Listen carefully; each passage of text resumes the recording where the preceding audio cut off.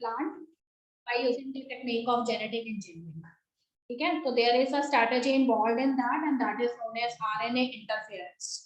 तो RNA interference का क्या मतलब होता है कि हमेशा what you see that whenever there is a process of transcription and translation, ठीक है, जब भी ट्रांसक्रिप्शन या ट्रांसलेशन का प्रोसेस होता है तो उसमें हमेशा एक चीज आपको देखने को मिलती है कि whenever the DNA helix set opens, then from the DNA, ठीक है, messenger RNA is formed. ठीक है, डीएनए जो है उसमें से मैसेंजर आरएनए बनता है and this process is known as transcription. And after messenger RNA, जब आप एक बार मैसेंजर आरएनए बन जाता है तो from that messenger RNA proteins are formed. ठीक है, you know the entire criteria कि किस तरह से मैसेंजर आरएनए जो है उससे प्रोटीन्स बनते हैं. तो उसमें बेटा एक चीज याद रखेंगे आप कि देखो मैसेंजर आरएनए जो है उससे प्रोटीन्स जो है वो बन सके, इसलिए मैसेंजर आरएनए जो है उसका ट्रांसलेशन जो है वो रिक्वायर्ड होता है.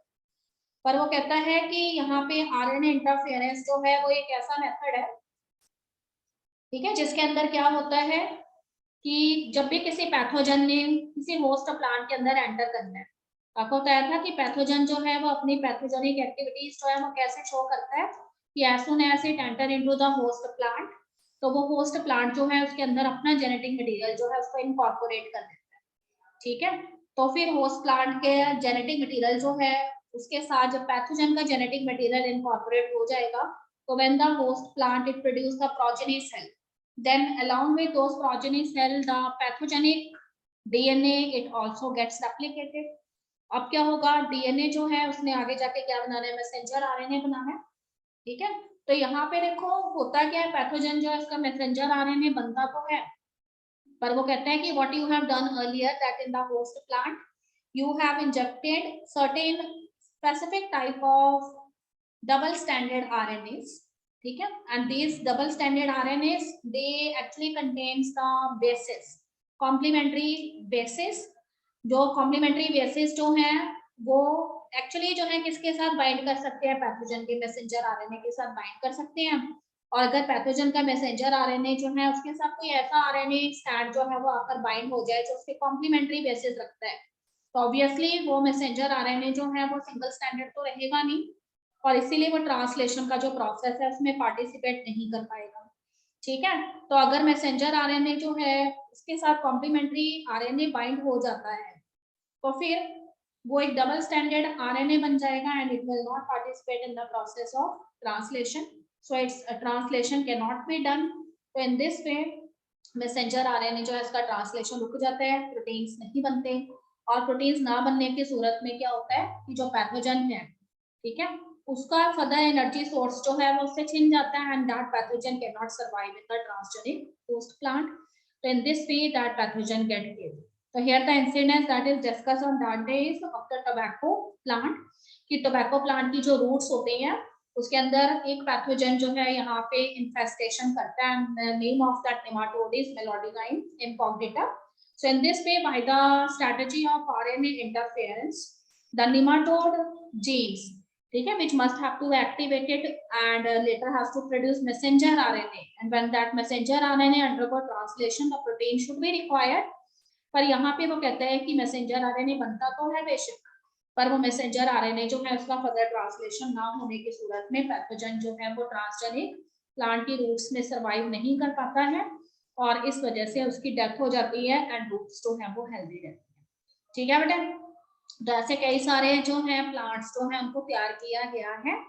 ठीक है, तो some of this plants that I have selected, तो ये देखो कुछ उसमें इस तरह के प्लांट्स जो हैं उनको तैयार किया गया है अलग अलग क्रॉप्स के अंदर, not in tomato, not in this tobacco only,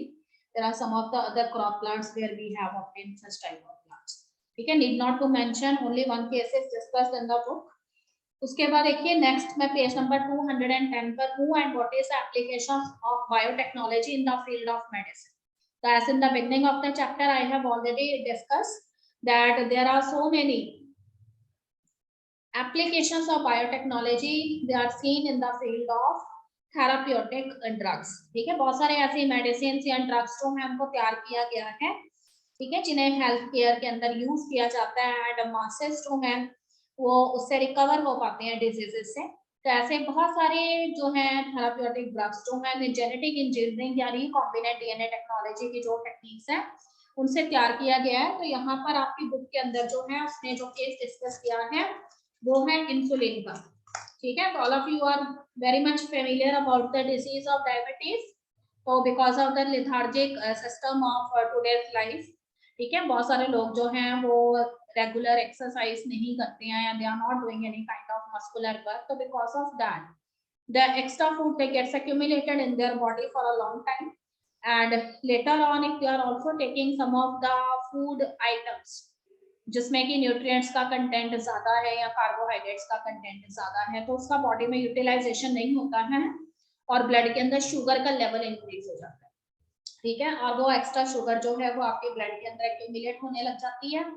ठीक है, और उससे कंडीशन क्रिएट होती है जिसको हम डायबिटीज कहते हैं। डायबिटीज 2 टाइप्स की है, आपको पता है, डायबिटीज मिलियाटिस एंड डायबिटीज इंसिपिडस। यहाँ पे हम बात कर रहे हैं डायबिटीज मिलियाटिस। ठीक है बेटे, तो कहते हैं कि जेनेटिक इंजीनियरिंग जो है वो एक ऐसी टेक्निक है जिससे बहुत सारे ऐसे थेराप्यूटिक ड्रग्स ऑब्टेन किए गए हैं। ठीक है, by making use of some vectors या फिर कुछ ट्रांसजेनिक होस्ट जो है उनका इस्तेमाल करके। तो ऐसे खास तरह के प्रोटीन्स या एंजाइम्स जो आपकी बॉडी के अंदर जो है बॉडी का जो सिस्टम है उसके अंदर डेवलप होते थे, उनको जो है by the technique of genetic engineering now they can be prepared. ठीक है, by making use of certain vectors, this may be bacterias और फंजाई और other type of living micro organisms, और उससे उन प्रोटीन्स या एंजाइम्स को तैयार करके उसे ह्यूमन बॉडी के अंदर डाला जा सकता है। और उससे एक एडवांटेज जो है वो मिलती है, वो ये होती है कि whenever some specific type of protein or an enzyme it is collected from the body of some other animals and it is directly injected in your body, तो what happen कि आपकी बॉडी जो है उसको ऑब्जेक्शन करती है। ठीक है, आपको पता है आपकी बॉडी का जो इम्यून सिस्टम है वो एक्टिवेट हो जाता है and it has the ability to identify the self and non self cells. ठीक है, तो यहाँ पे उसने इंसुलिन के बारे में बताया हुआ है कि इंसुलिन जो है it is a kind of a protein that is generally present in your body when there is very high content of sugar that is present in your blood. ठीक है, तो आपकी बॉडी जो है वो अपना एक सेल्फ डिफेंस मैकेनिज्म रखती है। तो whenever you are suffering from a condition like diabetes, ठीक है, your body is also showing a defence kind of mechanism and it secrete a protein that is known as insulin. And if still you are not worrying about that and you are taking a diet that is rich in sugar, तो ये insulin protein जो होता है उसकी आपकी body के अंदर death हो जाती है, then that a situation you are suffering from the disease diabetes mellitus. ठीक है ना, what is the method that is used in the earlier times? ठीक है, तो जनरली वो कहते हैं कि अब देखो आपका जो पेनक्रियाज है वो और इंसुलिन को प्रोड्यूस कर नहीं रहा, पर बॉडी जो है उसके अंदर इंसुलिन की डिमांड ज्यादा है। ठीक है, तो मेथड जो है पुराने टाइम में क्या यूज किया जाता था कि जो भी स्लॉटर्ड एनिमल्स होते थे, ठीक है, जो भी स्लॉटर्ड एनिमल्स होते थे उनके पेनक्रियाज जो है उनमें से इंसुलिन को आइसोलेट करके जो इस तरह के पेशेंट्स थे जिनको इंसुलिन की रिक्वायरमेंट थी उनके अंदर डाली जाती थी वो इंसुलिन। पर उससे क्या होता था कि your body immune system gets activated and वो जो है वो इस तरह का इंसुलिन जो है उसको एक्सेप्ट नहीं करती थी and so many allergic symptoms they appeared in your body. ठीक है, बट कहते हैं कि now a days by using the technique of genetic engineering, आज के टाइम में हमारे पास जेनेटिक इंजीनियरिंग की ऐसी टेक्निक्स जो हैं वो मौजूद हैं जिसकी हेल्प से अब बॉडी के अंदर प्रेजेंट इस तरह के जो प्रोटीन्स हैं उनका मेकअप जो है उसको स्टडी कर सकते हैं। तो यू नो दैट कि insulin is a kind of a protein and it consists of 2 short polypeptide chains। Insulin के अंदर 2 short polypeptide chains होती हैं, चेन A और चेन B होती है। ठीक है बेटे, और ये चेन A और B जो है, ठीक है, इनके अंदर जितनी भी अमाइनो एसिड्स हैं उनके बीच में सल्फाइड बॉन्ड्स प्रेजेंट होते हैं। और उसके बाद वो कहते हैं कि चेन A और चेन B जो है, जब इंसुलिन जो है वो अपनी इमेच्योर फॉर्म में होता है उस समय इसमें चेन A और चेन B जो है वो प्रेजेंट होती है, in which all the amino acid sequences they are linked with the help of disulfide bridges or disulfide bonds। ठीक है, but when this insulin it comes in its mature form, जब insulin जो है वो अपनी mature form में आ जाता है तो इंसुलिन की ये दोनों चेन्स के अलावा उसमें जो है एक थर्ड स्टेच जो है वो भी नजर आता है एंड वो सी पेप्टाइड चेन का होता है। ठीक है, पर बाद में वो कहते हैं कि ये सी पेप्टाइड चेन जो है ये टेम्परेरी होती है और लेटर ऑन जो है बाद में ये उसमें से गायब हो जाती है। Now what is the method they are used nowadays by using genetic engineering? तो उन्होंने क्या किया, वो कहते हैं कि क्यों ना हम कुछ ऐसा करें, हमारे पास कुछ इस तरह के जो है ऑर्गेनिजम्स हों जिनकी बॉडी के अंदर हम क्या करें, इंसुलिन की जो चेन्स है, because we already know what are the chains that are present in the human insulin. ठीक है, तो अगर वो कहते हैं कि हमें उनका सारा सीक्वेंस पता है, हमें पता है कि उसके अंदर कौन सी अमाइनो एसिड्स जो हैं वो प्रेजेंट है और वो कैसे डाइसल्फाइड लिंकेजेस के साथ अटैच्ड है, तो अगर हम कोई वेक्टर जो है उसको लेकर, ठीक है, उसके अंदर जो है इन चेन्स को सिंथेसाइज करवा लेते हैं। ठीक है, उस पर्पस के लिए उन्होंने क्या किया, ई कोलाई बैक्टीरियम लिया और ई कोलाई बैक्टीरिया जो है उसको एज अ वेक्टर यूज किया और उसके अंदर जो प्रेजेंट प्लाज्मिड डीएनए था, ठीक है, उसके जरिए उसने क्या किया, इंसुलिन की दोनों चेन्स जो है उनको तैयार करवा लिया। एंड यू नो दैट कि प्लाज्मिड्स जो होते हैं वो ऑटोनोमल मतलब ऑटोनोमियस होते हैं, they are not dependent on any of the other nuclear apparatus for their application. तो दोनों चेन्स जो है उन्होंने काफी सारे इकोलाई बैक्टीरिया जो है उसके प्लाज्मिड्स के जरिए सिंथेसाइज कर ली। ठीक है, एक में ए चेन बना ली, देन बी चेन बना ली और उसके बाद ये प्लाज्मिड्स जो है उनको क्या किया, होस्ट के अंदर इंजेक्ट करवा दिया। तो all the readymade material that are produced in tons की फॉर्म में इस तरह का बैक्टीरिया जो है उनका कल्चर करके उसमें इतने ज्यादा क्वांटिटी में जो है इंसुलिन जो है उसको तैयार करवा के उसके बाद वो कहता है कि ये चेन्स जो उन्होंने तैयार करवाई हैं उसको ह्यूमन बॉडी के अंदर इंजेक्ट करवा दिया एंड सल्फाइड लिंकेजेस जो है they are also inserted in the body and what happened, the pancreas of the human by using these chains, ठीक है, बाकी सारा जो चेन्स है उनकी जो बाइंडिंग होनी है, देखो सारा मटेरियल जो है वो ह्यूमन बॉडी के अंदर डाल दिया गया है by making use of these plasmids and later on the binding of these chains to make the insulin, it happens inside the body, क्योंकि सारा का सारा जो है सिर्फ मटेरियल ही डाला है और उसकी जो भी बाइंडिंग है, जो भी पूरा प्रोसेस है वो ह्यूमन बॉडी के अंदर हो रहा है। तो now your immune system has not facing any kind of problem. ठीक है बेटे, तो उससे वो कहते हैं कि ह्यूमन बॉडी के अंदर ही सारा प्रोसेस जो है वो हो जाता है, बस रेडीमेड तरीके से हमने वो चेन्स तैयार करके उनको जो है बॉडी के अंदर इंजेक्ट किया और बॉडी के सिस्टम के अंदर ही वो इंसुलिन द्वारा से तैयार करवाया गया है। तो बॉडी जो है वो किसी तरह की कोई एलर्जिक रिएक्शन शो नहीं करती उसके अगेंस्ट और इस वजह से डायबिटिक पेशेंट्स जो है उनका ट्रीटमेंट जो है उसको पॉसिबल किया जा सकता है। तो यहाँ पे देखिए लास्ट पैराग्राफ में उसने बताया हुआ है अपने in the year 1983 there is a American company and the name of the company is Eli Lilly and they have synthesized these two DNA sequences which are corresponding to A and B chains and introduced them in the plasmids of the E. coli and these plasmids of E. coli are later inserted into the human body and in this way both the chains they enter into the human body and later on they also inserted the disulfide bridges and the proper binding should be happen in the body and itself and insulin is prepared inside the body and that can be used for the treatment of these diabetic patients. So in this way कहते हैं कि हमने क्या किया है, काफी सारे जो बैक्टीरियाज हैं उनका कल्चर करके उनसे ऐसी न्यूमरस चेन्स जो है इंसुलिन की तैयार करवा ली है और एक ही टाइम पे हम जो है मिलियंस ऑफ पेशेंट्स जो है उनका ट्रीटमेंट कर सकते हैं। इस तरह के प्लाज्मिड्स जो है उनको होस्ट ऑर्गेनिज्म जो है उसके अंदर इंसर्ट करवा के। तो this is a advancement that is seen in the field of medical sciences that now there is no need to collect insulin from the pancreas of any of the slaughtered animals but we have insert the ready-made material in the body itself और body अपने आप ही insulin जो है उसको तैयार करवा लेगी और किसी तरह की कोई एलर्जिक रिएक्शंस जो है यहाँ पे देखने को नहीं मिलेंगी। ठीक है, इस फ्लो चार्ट के अंदर वो सारा कुछ बताए गए हैं स्टेप्स जो अभी मैंने आपके साथ डिस्कस किए हैं। उसके बाद देखो नेक्स्ट जो है that is known as gene therapy. ठीक है बेटे, जीन थेरेपी वर्ड का क्या मतलब होता है, कहते हैं कि जीन थेरेपी वर्ड का मतलब है कि sometimes what you observe when the birth of a person takes place. ठीक है, किसी पर्सन का अगर बर्थ होता है तो कई बार जो है there are certain peoples who are born with certain genetic diseases. कुछ ऐसे लोग होते हैं जिनके अंदर जन्म से ही कुछ जेनेटिक डिफेक्ट्स या डिजीजेस जो है वो देखने को मिलते हैं। ठीक है, तो या तो केसेस क्या हो सकते हैं, या तो पर्सन जो है उसके अंदर कोई पर्टिकुलर जीन जो है वो बॉडी में से डिलीट हो गया है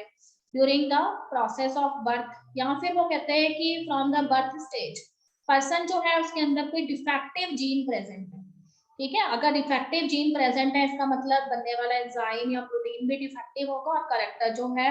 वो भी प्रॉपर करेक्टर जो है वो अपीयर नहीं होगा। ठीक है, तो पुराने टाइम में क्या होता था कि these persons they must have to spend their life with this kind of genetic defects. ठीक है, sometimes in at the earlier stage इन लोगों की क्या हो जाती थी, डेथ हो जाती थी अगर कोई जीन जो डिफेक्टिव है या फिर डिलीट हो गया है, वो एक वाइटल जीन है तो। बट नाउअडेज, ठीक है, by using these genetic engineering techniques, ठीक है, there is a process and that process is known as gene therapy. तो जीन थेरेपी जो है वो एक ऐसा मेथड है, it is a kind of a corrective therapy, जिसके अंदर हम क्या कर सकते हैं, कोई भी डिफेक्टिव जीन जो है उसको करेक्ट कर सकते हैं और वो पर्टिकुलर डिफेक्टिव जीन की वजह से बॉडी में जो डिजीज अपीयर हो रही है उस डिजीज को हम रिकवर कर सकते हैं। ठीक है, अगर वो कहता है कि जीन पहले से ही डिलीटेड है तो फिर इस मेथड के जरिए हम न्यू जीन जो है उसको इंसर्ट कर सकते हैं और वो नया जीन जो है उसको वो सारा सुटेबल एनवायरनमेंट प्रोवाइड करते हैं that is necessary for its expression. So in this way, by using these techniques of genetic engineering, a corrective gene is able to express, it produced the normal type of protein and enzyme, and later the no other disease symptoms can be seen in the patient's body. What is the other case? कि अगर वो कहते हैं कि gene जो है defective gene है तो उस डिफेक्टिव जीन को रिप्लेस करके उसकी जगह पे हम क्या डाल सकते हैं, एक करेक्टिव जीन जो है उसको डाल सकते हैं, जिससे कि हम करेक्शन कर सकते हैं, जो भी डिसीज सिम्टम्स जो है वो अपीयर हो रहे हैं उनको रोक सकते हैं या फिर उनको हमेशा के लिए इरेडिकेट कर सकते हैं। ठीक है बेटा, तो कहते हैं कि ज्यादातर जो है जीन थेरेपी की जो टेक्निक है, ठीक है, वो बहुत ज्यादा इफेक्टिव रहती है अगर चाइल्ड एज के दौरान ही या एम्ब्रियोनिक स्टेज के दौरान ही ये पता लग जाए कि so and so genes are defective, and अगर उस टाइम पे डायग्नोसिस स्टार्ट कर दिया जाता है तो ये थेरेपी जो है बहुत ज्यादा एफिशिएंट रहती है। ठीक है, और उस केस में कहते हैं कि पर्सन जो है उसके सेल्स या टिश्यूज जो है, ठीक है, उनको जो है उसके अंदर हम जो है कुछ आर्टिफिशियल तरीके से कल्चर किए हुए जीन्स जो है उनको इंसर्ट करवाते हैं and these cells and tissues they are inserted in the body of the patient and in this way the new genes they do their work. ठीक बेटे, पर कहते हैं कि अगर पर्सन जो है उसमें चाइल्डहुड एज के दौरान जो है इस तरह के डिफेक्ट का पता नहीं लगा, पर बाद में जो है एडल्ट एज के दौरान जो है इस तरह के डिफेक्ट का पता लगता है, तो उस केस में ये टेक्निक उतनी ज्यादा जो है इफेक्टिव नहीं होती है। तो देखो यहाँ पे उसने डिस्कस किया है एक केस जो हमारी एनसीईआरटी बुक के अंदर दिया गया है। तो उससे पहले देखो यहाँ पे मैंने उसकी डेफिनेशन लिखी है कि it is a collection of method that allows correction of a gene defect that has been diagnosed in a child और एम्ब्रियो। ठीक है, what is the criteria adopted? Genes are inserted into person cell and tissues to treat the disease. और कहते हैं कि कोई भी normal gene जो है उसको पेशेंट की बॉडी के अंदर डाला जा सकता है या फिर एम्ब्रियोनिक स्टेज में उसको इंसर्ट किया जा सकता है, और जो भी नॉन फंक्शनल जीन उसकी बॉडी के अंदर प्रेजेंट है ना,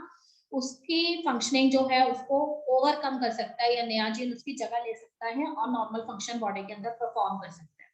ठीक है, तो इन द ईयर 1990 तो क्लिनिकल ट्रायल जो है इस थेरेपी का एक बार जो है वो किया गया था 1990 के अंदर, and this clinical trial was actually done on a 4-year-old girl,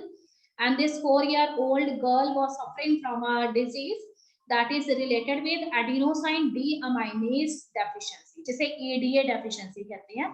तो कहते हैं कि एडिनोसाइन डीअमाइनेज जो है वो एक करेक्टरिस्टिक टाइप ऑफ एंजाइम है जो बॉडी के अंदर इंपॉर्टेंट रोल प्ले करता है, जो बॉडी के इम्यून सिस्टम से रिलेटेड। तो अगर वो कहते हैं कि पर्सन जो है उसके अंदर एडीए डेफिशिएंसी हो जाती है तो फिर इम्यून रिस्पॉन्सेज जो है पर्सन के वो टाइमली जो है बॉडी के अंदर एक्सप्रेस नहीं होते। तो दिस काइंड ऑफ मतलब डिजीज जो है it was first diagnosed in a 4-year-old girl who is suffering from this adenosine deaminase deficiency।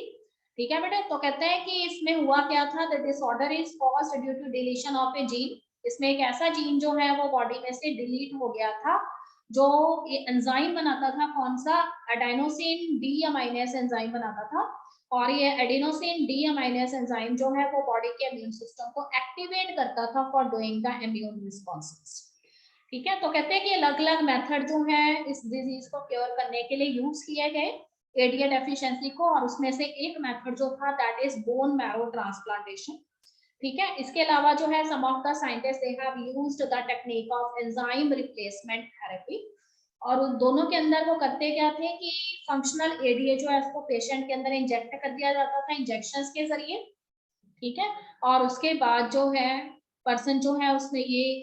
जो आपने इंसर्ट किया है आउटसाइड से जो एडीए एंजाइम, वो जो है इस डिजीज को रिकवर करने में हेल्पफुल होता था। पर कहता है कि दोनों ही टेक्निक जो है बोन मैरो ट्रांसप्लांटेशन और एंजाइम रिप्लेसमेंट थेरेपी, ये डिजीजेस जो है वो तब इफेक्टिव होती हैं अगर ये डिफेक्ट जो है वो एम्ब्रियोनिक स्टेज में ही पता लग जाता है या फिर अर्ली चाइल्डहुड एज के अंदर ये डिफेक्ट जो है वो पता लग जाता है, ठीक है। और अप्रोचेस जो है वो कंप्लीटली क्यूरेटिव तभी हो सकती हैं, पर अगर वो कहता है कि पर्सन जो है जो इस डिजीज से सफर कर रहा है उसके अर्ली चाइल्डहुड एज के दौरान या एम्ब्रियोनिक स्टेज के दौरान डिजीज का पता नहीं लगा है, डिजीज जो है वो आइडेंटिफाई हुई है बाद में एडल्ट स्टेज के दौरान, तो उस केस में ये टेक्निक्स जो है वो क्यूरेटिव नहीं हो पाती है, क्योर नहीं कर पाती डिजीज में, ठीक है। तो उस टाइम पर वो कहता है कि there is one and other method use and that is known as gene therapy. तो जीन थेरेपी के अंदर क्या करते हैं, जिस भी पेशेंट के अंदर डिजीज होती है उसके लिम्फोसाइट सेल्स जो है, ठीक है, उसके ब्लड में से कलेक्ट कर लिए जाती हैं और उसके लिम्फोसाइट सेल्स जो है उसका कल्चर किया जाता है इन विट्रो कंडीशंस के अंदर, और उसके बाद वो कहता है कि उसके अंदर जो है आर्टिफिशियल तरीके से तैयार किया हुआ फंक्शनल एडीए सीडीएनए जो है उसको डाला जाता है, और उसके बाद लिम्फोसाइट सेल्स जो है उनको इसकी प्रेजेंस में ग्रो करवाया जाता है, और लिम्फोसाइट सेल्स जो है जब पूरी तरह से एक्सेप्ट कर लेते हैं एडीए सीडीएनए को, तो उसके बाद फिर ये लिम्फोसाइट सेल्स जो है इंजेक्शन के जरिए पेशेंट की बॉडी में दोबारा डाल दिया जाता है, ठीक है। पर आपको पता है कि हमारे ब्लड के अंदर जितने भी सेल्स हैं उनका एक पर्टिकुलर लाइफ स्पैन रहता है, ठीक है। बेशक हमारे जो लिम्फोसाइट सेल्स हैं उनका लाइफ स्पैन जो है वो बाकी सेल्स से थोड़ा सा ज्यादा है, बट ऐसा नहीं कह सकते कि these cells are the immortal type of cells, ठीक है। अगर इन सेल्स की डेथ हो जाएगी जिनके अंदर हमने इंजेक्शन किया है, तो उस केस में कहते हैं कि डिसीज के द्वारा अपीयर होने के चांसेस रहेंगे। तो इस तरह का जो पेशेंट है ना उसको हर मंथ जो है हर पर्टिकुलर टाइम पीरियड के बाद उसके लिम्फोसाइट सेल्स को फिर से एडीए सीडीएनए जो है उसे चार्ज करना पड़ता है, तो इसीलिए बार बार जो है उसके अंदर इन्फ्यूजन करना पड़ता है इस तरह के जेनेटिकली इंजीनियर्ड लिम्फोसाइट सेल्स का, तभी डिजीज जो है वो रिकवर होती है। और अगर कहते हैं कि सिम्टम जो है डिजीज के अर्ली चाइल्डहुड एज के दौरान अपीयर हो जाए या फिर पेशेंट जो है उसकी एम्ब्रियोनिक स्टेज में ही क्लिनिकल मतलब स्टेज पे पता लग जाए कि भाई ये वाला ही उसके अंदर डिजीज है, तो उस केस में बोन मैरो का ट्रांसप्लांटेशन किया जा सकता है या फिर एंजाइम जो है डिफेक्टिव एंजाइम का रिप्लेसमेंट किया जा सकता है हेल्दी एंजाइम से, तो ये डिजीज जो है उसको क्योर किया जा सकता है। तो जो लिम्फोसाइट इंजेक्शन वाली टेक्निक है जिसे हम जीन थेरेपी कहते हैं, ये पेशेंट के अंदर अगेन एंड अगेन करनी पड़ती है क्योंकि लिम्फोसाइट सेल्स जो है वो पर्टिकुलर लाइफ स्पैन के बाद जो है खत्म हो जाते हैं, तो फिर से हम उस पेशेंट की बॉडी में से न्यू लिम्फोसाइट सेल्स लेते हैं, उसकी कल्चरिंग करके उसके अंदर एडीए सीडीएनए जो है उसको इंसर्ट करते हैं, और इस तरह से जो है हर एक पर्टिकुलर टाइम पीरियड के बाद again and again the lymphocyte sales should be charged with ADA cDNA, ठीक है। तो ऐसा नहीं है कि through out the life time एक बार उसके लिम्फोसाइट जो है उसको एडीए सीडीएनए से चार्ज किया एंड वो पूरे जब तक अगले की डेथ नहीं होती वो चलते रहेंगे, ऐसा नहीं होगा। इसमें जीन थेरेपी के अंदर अगेन एंड अगेन जो है थेरेपी करनी पड़ती है, और उसके बाद जो है पेशेंट जो है उसके अंदर डिजीज अपीयर नहीं होती। अगर परमानेंट सोल्यूशन चाहते हैं तो परमानेंट सोल्यूशन में अगर डिफेक्ट जो है उसके बारे में आइडेंटिफिकेशन हो गया है एंड पर्सन जो है वो अपनी चाइल्डहुड एज में है या एम्ब्रियोनिक स्टेज में है, तो उस केस में बोन मैरो ट्रांसप्लांटेशन या एंजाइम थेरेपी जो है रिप्लेसमेंट थेरेपी जो है वो इसके लिए एक परमानेंट सोल्यूशन है, ठीक है बेटे। तो ये केस हमसे पूछा जा सकता है अमेरिकन गर्ल वाला 4 ईयर अमेरिकन गर्ल वाला। Now next topic is molecular diagnosis of the genetic diseases. I am on page number 212 of NCERT book, और उसमें देखो आपको टॉपिक नजर आ रहा है मॉलिक्यूलर डायग्नोसिस, ठीक है। तो what is given in the introductory paragraph, उसमें आपको ये बताया हुआ है कि whenever a disease appear in a patient, जब भी किसी पेशेंट के अंदर कोई डिजीज अपीयर होती है, ठीक है, तो डॉक्टर्स जो है वो कैसे आइडेंटिफाई कर पाते हैं उस डिजीज को, ठीक है। तो जनरली डॉक्टर्स जो है वो वेट करते हैं for the appearance of the symptoms of that particular disease, and on the basis of that they come to a conclusion कि patient is suffering from so and so disease, ठीक है। तो कहते हैं कि जब भी कोई डिजीज अपीयर होती है, अगर उसका अर्ली डायग्नोसिस जो है वो स्टार्ट कर लिया जाए, या फिर वो कहता है कि पैथोजन जो है उसकी फिजियोलॉजी के बारे में पता लग जाए कि what is the mode of action of that pathogen, तो उस केस में उस डिजीज का ट्रीटमेंट करना जो है वो बहुत आसान हो जाएगा एंड पर्सन जो है उसको जल्दी ही रिकवर किया जा सकेगा डिजीज। ठीक है। तो कहते हैं कि हमारे जो मेथड है जो जनरली डॉक्टर्स यूज करते हैं, पुराने टाइम से यूज करते आ रहे हैं, कन्वेंशनल ट्रेडिशनल मेथड है हमारे डायग्नोसिस के, वो ये है कि या तो वो हमारे ब्लड के सैंपल्स लेते हैं या फिर वो हमारे यूरिन के सैंपल्स लेते हैं, और उसके बाद जो है वो जो है पता लगाते हैं कि पर्सन जो है उसके अंदर जो है किस तरह का पैथोजन जो है वो एंटर हुआ है और उसकी वजह से जो है कौन से सिम्टम्स जो है वो रहते हैं। पर कहते हैं कि कई बार there are some of the pathogens जो कि सिम्टम्स जो हैं वो शो नहीं करते, और उनके सिम्टम जो है वो काफी टाइम के बाद अपीयर होते हैं, और तब तक पैथोजन जो है वो बॉडी के अंदर extreme rate of multiplication show कर चुका होता है। जैसे कि एड्स का वायरस की अगर हम बात करें तो आपको पता है कि एड्स वायरस जो है वो थ्रू अपने जो अर्ली टाइम पीरियड होता है उस दौरान कोई सिम्टम शो नहीं करता। तो एड्स का जो पेशेंट होता है वो एक लॉन्ग टाइम के लिए जो है वो हिडन विक्टिम की फॉर्म में रहता है। ठीक है। सिम्टम्स जब तक अपीयर होते हैं तब तक बॉडी में एड्स जो है वो काफी हद तक स्प्रेड हो चुकी होती है। तो अब वो कहता है कि अब हमें जो है जेनेटिक इंजीनियरिंग या रिकॉम्बिनेंट डीएनए टेक्नोलॉजी की जो टेक्निक्स हैं उसके लिए हमें जो है किसी भी पेशेंट का ट्रीटमेंट या डायग्नोसिस करने के लिए एक लंबा वेट करने की जरूरत नहीं है। ठीक है। We should not wait for the symptoms to appear, then we have to find out कि what kind of pathogen has entered and कौन से उसके सिम्टम है, उसके बेसिस पे हम कंक्लूजन लेंगे। तो कहते हैं कि आजकल हमारे पास जो है रिकॉम्बिनेंट डीएनए टेक्निक्स में ऐसी खास तरह के मेथड्स हमारे पास प्रेजेंट है जिससे हम जो है पैथोजन जो है उसके जो भी न्यूक्लिक एसिड्स हैं जो यहाँ पे इन्फेक्शियस एजेंट्स हैं उनका हम क्या कर सकते हैं, पॉलीमराइजेशन करवा के, एम्प्लीफिकेशन करवा के हम पता लगा सकते हैं कि so and so pathogen has enter into the body. तो उसके अंदर उसने आपको बताया हुआ है कि there are so many techniques present and some of these techniques are, ठीक है, जैसे रिकॉम्बिनेंट डीएनए टेक्नोलॉजी जो है वो एक टेक्निक है। पॉलीमरेज चेन रिएक्शन पीसीआर एक ऐसी टेक्निक है जिससे आप कोई भी न्यूक्लिक एसिड जो है, चाहे वो डीएनए है या आरएनए है, कोई भी माइक्रो ऑर्गेनिज्म है जिसके अंदर डीएनए आरएनए जो है वो जेनेटिक मटेरियल है, उसका आप एम्प्लीफिकेशन करवा सकते हो। ठीक है। अमाइनो लिंक्ड, देखो एंजाइम लिंक्ड अमाइनो सॉर्बेंट एसे जिसको हम एलिजा टेक्निक कहते हैं, और जनरली एड्स जो है उसके अंदर ये टेक्निक जो है इसको यूज किया जाता है। ठीक है। तो ये सारी टेक्निक्स जो है वो जेनेटिक इंजीनियरिंग का ही पार्ट है, और उसकी हेल्प से हम पैथोजन जो है उसके मोड ऑफ एक्शन को जो है हम पता लगा सकते हैं। ठीक है बेटे। उसके बाद वाले पैराग्राफ में उसने आपको बताया हुआ है कि देखो पैथोजन कुछ भी हो सकता है। ठीक है। पैथोजन में भी एनी टाइप ऑफ पैथोजन। तो कहते हैं कि दिस पैथोजन में भी बैक्टीरिया, इट में भी वायरसेस, और नॉर्मली जो है ये पैथोजन जो है जब भी आपकी बॉडी के अंदर एंटर करता है, चाहे वो बैक्टीरिया है चाहे वो वायरस है, तो वो हमेशा डिजीज के सिम्टम्स जो है प्रोड्यूस करता है। ठीक है। और एक टाइम पीरियड ऐसा आता है जब कंसेंट्रेशन पैथोजन की आपकी बॉडी के अंदर काफी ज्यादा हो चुकी होती है पर सिम्टम अभी अपीयर नहीं हुए होते हैं बॉडी के अंदर, तब तक वो कहते हैं कि बहुत लेट हो जाता है क्योंकि अर्ली डायग्नोसिस जो है वो रिक्वायर्ड है। तो रिकॉम्बिनेंट डीएनए टेक्नोलॉजी या पीसीआर टेक्निक्स जो है वो ऐसे मेथड्स हैं जिसमें अगर लो कंसेंट्रेशन में भी बैक्टीरिया या वायरस जो है वो बॉडी के अंदर प्रेजेंट है और उसके सिम्टम बेशक विजिबल नहीं है आपकी बॉडी में, तब भी हम पीसीआर टेक्निक के जरिए जो है उसका लोअर कंसेंट्रेशन में प्रेजेंट जो पैथोजन है उसको हम डिटेक्ट कर सकते हैं, उसकी जो भी न्यूक्लिक एसिड्स हैं, ठीक है, जिसमें अभी ज्यादा मल्टीप्लिकेशन नहीं हुआ है, उसका स्मॉल क्वांटिटी जो है उसको लेके भी हम एम्पलीफाई कर सकते हैं। एम्पलीफाई करके हम टाइप ऑफ बेसिस जो न्यूक्लिक एसिड में प्रेजेंट है उनको आइडेंटिफाई करके पैथोजन जो है उसके बारे में पता लगा सकते हैं। ठीक है। तो इसीलिए वो कहते हैं कि nowadays the HIV AIDS patient, ठीक है, जो एड्स के जो पेशेंट है उसके अंदर एचआईवी वायरस जो है उसको डिटेक्ट करने के लिए पीसीआर टेक्निक जिसको पॉलीमरेज चेन रिएक्शन कहते हैं वो बहुत ज्यादा जो है यूजफुल साबित हुई है। तो आपको पता है कि whenever in the patient who is suffering from such kind of dreadful disease like AIDS, तो एकदम से इस तरह का जो पेशेंट होता है उसकी बॉडी के अंदर एंटीबॉडीज जो है उनका प्रोडक्शन बहुत हद तक बढ़ जाता है। तो इन दैट सिचुएशन, ठीक है, when the symptoms are not visible in the body but still the pathogen is there in the body, so they have isolate the nucleic acid of that pathogen, they do the amplification of the nucleic acid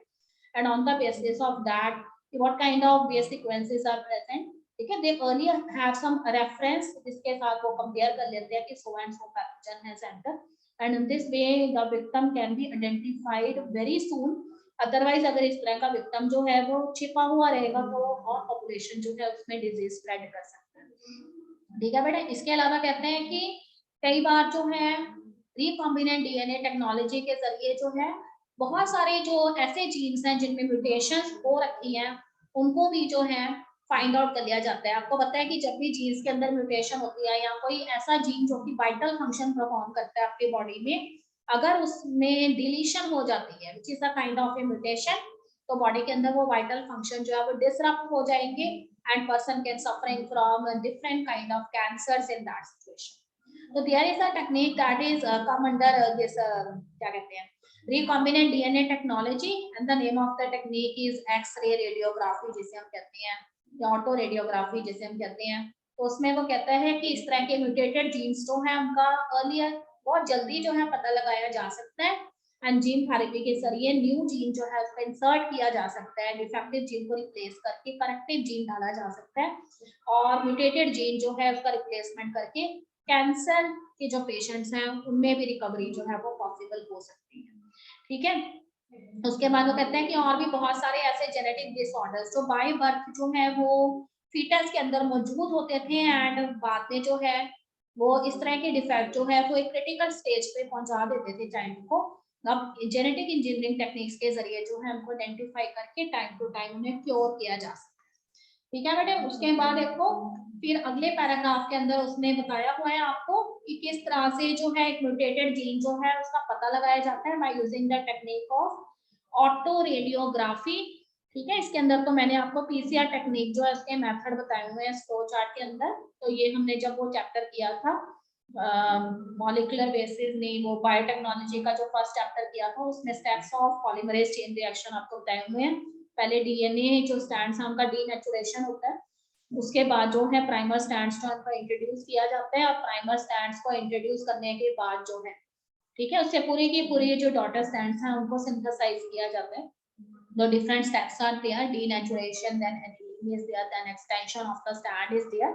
So for the details of this मतलब polymerase chain reaction you follow that chapter जो पहला हमने किया हुआ है, ठीक है। उसकी जो है पीपीटी आपको भेज दी जाएगी। देखो यहाँ पे पीसीआर मशीन की पिक्चर आपको नजर आ रही है, इस तरह की एक स्मॉल मशीन होती है जिसकी हेल्प से जो है हम कोई भी न्यूक्लिक एसिड जो है चाहे वो डीएनए है या आरएनए है उसको एम्पलीफाई करके बेस सीक्वेंसेस को स्टडी कर सकते हैं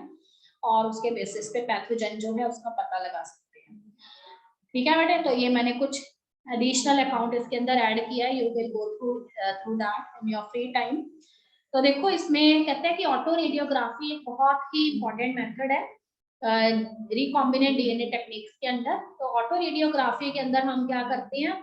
कोई भी हमारा जो डीएनए या आरएनए है जिसकी हम इन्वेस्टिगेशन कर रहे हैं, ठीक है, उसमें हम क्या करते हैं कोई भी रेडियो एक्टिव मॉलिक्यूल जो है उसके साथ हम उसको टैग कर देते हैं और उसके बाद वो कहते हैं कि हमने क्या करना है उसका हाइब्रिडाइजेशन करवाना है किसी कॉम्प्लीमेंट्री डीएनए के साथ, ठीक है, जो सर्टेन क्लोन्ड सेल्स के अंदर प्रेजेंट होता है। तो अब वो क्या होगा कि सपोज करिए कि आपके जो कोई भी क्लोन्ड सेल्स हैं उनके अंदर कोई म्यूटेटेड जीन प्रेजेंट है, तो फिर वो कहते हैं कि देखो डीएनए है या आरएनए है वो क्या करता है अपने कॉम्प्लीमेंट्री बेसिस के साथ जो है मतलब अटैच होता है। तो अगर वो कहते हैं कि आपके सेल्स कुछ ऐसे सेल्स हैं जिनमें प्रेजेंट जो भी न्यूक्लिक एसिड है उसमें अगर कोई म्यूटेटेड जीन प्रेजेंट है, तो फिर म्यूटेटेड जीन जो है उसके लिए जो आपका प्रॉप डीएनए है या फिर आरएनए है उसके अंदर कोई भी कॉम्प्लीमेंट्री बेस प्रेजेंट नहीं होगा। तो जब आप इस तरह की हाइब्रिडाइजेशन टेक्निक जो है उसकी फोटो लेते हैं, ठीक है, फोटोग्राफिक फिल्म के ऊपर, तो बाकी सारे बेसिस जो हैं वो आपको कॉम्प्लीमेंट्री बेसिस के साथ अटैच होते हुए नजर आएंगे, पर जहां पे म्यूटेटेड जीन प्रेजेंट होगा क्लोन डीएनए के अंदर वहां पर आपको जो है ब्लैंक नजर आएगा। तो आप इजीली आइडेंटिफाई कर लेंगे कि इस पर्टिकुलर सेल्स के अंदर सो and so gene is the defective gene और उस जीन को रिप्लेस करके वहां पे या तो करेक्टिव जीन डाल दिया जाएगा, ठीक है, या फिर वो कहता है कि पर्टिकुलर जीन अगर डिलीट ही हो चुका हुआ है या डिलीशन वाली म्यूटेशन है तो उस केस में वहां पे ब्लैंक आने की वजह से आप आइडेंटिफाई कर लेंगे कि यहाँ से ये वाला जीन जो है वो यहाँ पे गायब हो गया एंड उसकी जगह पे you have to insert the new gene. otherwise some of the vital functions cannot मतलब done in the body. तो this is the technique which is known as autoradiography. फिर से सुनेंगे. ऑटो रेडियोग्राफी में हमारे पास कुछ सेल्स होते हैं जो हमने क्लोन सेल्स तैयार किए हुए होते हैं. देखो उसके अंदर कुछ ना कुछ न्यूक्लिक एसिड रहेगी जो आरएनए या डीएनए हो सकती है. आपने इतना याद रखना है कि क्लोन्ड सेल का जो डीएनए जो आरएनए है उसके अंदर कोई ना कोई जीन जो है वो म्यूटेटेड जीन होगा. तो आपने क्या किया है, कोई भी एक सिंगल स्ट्रैंडेड डीएनए या आरएनए लिया है जिसको आप प्रॉप डीएनए आरएनए कह रहे हो और उसकी हाइब्रिडाइजेशन आप इन क्लोन सेल्स के डीएनए या आरएनए के साथ करवाते हो. तो देखो सिंपली जो है सिंगल स्ट्रैंडेड डीएनए या आरएनए है तो वो अपने कॉम्प्लीमेंट्री बेसिस के साथ बाइंड होने की कोशिश करेगा. पर अब वो कहता है कि अगर आपका क्लोन्ड डीएनए जो है उसके अंदर कोई म्यूटेटेड जीन प्रेजेंट है तो वो म्यूटेटेड जीन के लिए प्रॉप डीएनए के अंदर कोई भी कॉम्प्लीमेंट्री बेस नहीं होगा तो वहां पे बाइंडिंग नहीं होगी. तो जब आप इसे फोटोग्राफिक प्लेट के ऊपर इंसर्ट करेंगे तो आपको एंटायर पिक्चर मिल जाएगी सारे कॉम्प्लीमेंट्री बेसिस के बाइंडिंग की. पर उस जगह पे आपके पास क्या आ जाएगा, ब्लैंक आ जाएगा. तो उससे आप पता लगा लेंगे कि यहाँ से जीन जो है वो डिलीट हो गया है या यहाँ पे डिफेक्टिव जीन या म्यूटेटेड जीन प्रेजेंट है. तो उस केस में हम अर्ली डायग्नोसिस करके जीन थेरेपी यूज करके उस जीन को करेक्ट कर सकते हैं. ठीक है बेटे. उसके लास्ट पैराग्राफ के अंदर एलिजा टेक्निक के बारे में थोड़ा सा बताया हुआ है उसने. ये एलिजा टेक्निक जो है वो एंटीजन एंटीबॉडी इंटरेक्शन पे बेस्ड होती है. जब भी कोई पैथोजन आपकी बॉडी के अंदर एंटर करता है, ठीक है, तो फिर वो पैथोजन जो है उसको या एंटीजन जो है उसको आपकी बॉडी जो उसमें स्पेशल टाइप ऑफ प्रोटीन्स या ग्लाइकोप्रोटीन्स होते हैं तो उसको आइडेंटिफाई कर लेते हैं और उस पैथोजन या एंटीजन के लिए आपकी बॉडी खूब सारी एंटीबॉडीज बनाती है. ठीक है. तो अगर कोई पावरफुल एंटीजन एंटर किया है ना उस केस में आपकी बॉडी में मिलियंस ऑफ एंटीबॉडीज प्रोड्यूस हो जाएंगी. तो जिससे डॉक्टर्स जो हैं ये अनुमान लगा लेते हैं कि person is suffering from some massive attack. किसी ऐसे पैथोजन ने पेशेंट की बॉडी में अटैक किया जो काफी मैसिव है. ओके बेटे. Now the period is over. I will explain this ELISA technique. कल फिर से मैं आपको बताऊंगी क्योंकि ये इंपॉर्टेंट है और 1-2 दिन लगेंगे बस. उसके बाद ये चैप्टर कंप्लीट हो जाएगा. साथ साथ पढ़ते रहिए अदरवाइज दिक्कत रहेगी बाद में. Okay, but I'm going to end the meeting now.